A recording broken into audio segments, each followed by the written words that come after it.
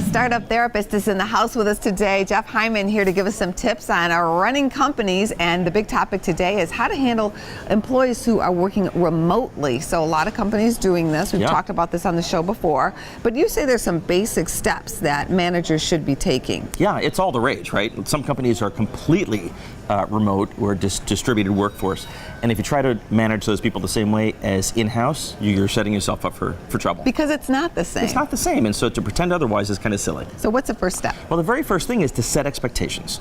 So just as you would set expectations with any employee, you have an explicit discussion. What's expected in terms of availability, hours, scheduling, what's your time and not our time, and setting up those boundaries. That is difficult because you don't really know what the person is doing when they say that they're working at home. That's right, and it might Walking be a bit the different. Dog. Right. I mean, things just kind of take over in life when you're at home. It takes some trust, right? But some people have found, and I've found this, I'm chairman of a distributed workforce company, some people are incredibly productive at home when you give them flexibility, but it does take trust. That is so true. Some people do work better at home. Now you say you have to build a cadence. Yeah, so you want to get into a cadence of what I typically recommend is like a daily, weekly, monthly type of format. So maybe even just a 10-minute daily stand-up meeting where we get on Skype or video, talk about the day's priorities, any obstacles we need to get through, a weekly staff meeting, a monthly really strategic discussion, which is kind of 2 hours of really crunching into big issues. So set up a regular structure. Also on your list,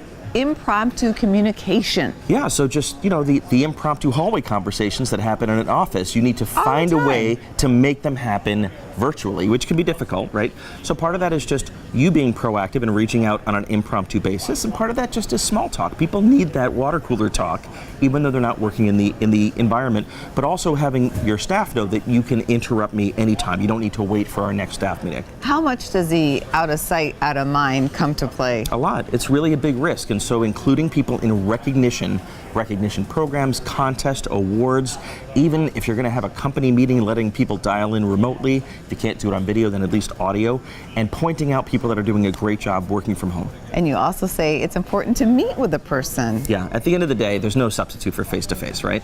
So if it's monthly, annually, whatever you can afford, have a company meeting or fly the individual in. And I also tell managers to fly out, see them in their home environment. You'd be shocked and sometimes a little scared by what you see in their home office, if they even have one, right? So it's important to kind of have some face-to-face on a regular basis. Right, because they could be working out of Starbucks every day. At a Starbucks or with a dog and a baby and a cat and in a studio, and it can be kind of messy. Well, thanks for coming on this show and straightening us out. Thanks, Angie.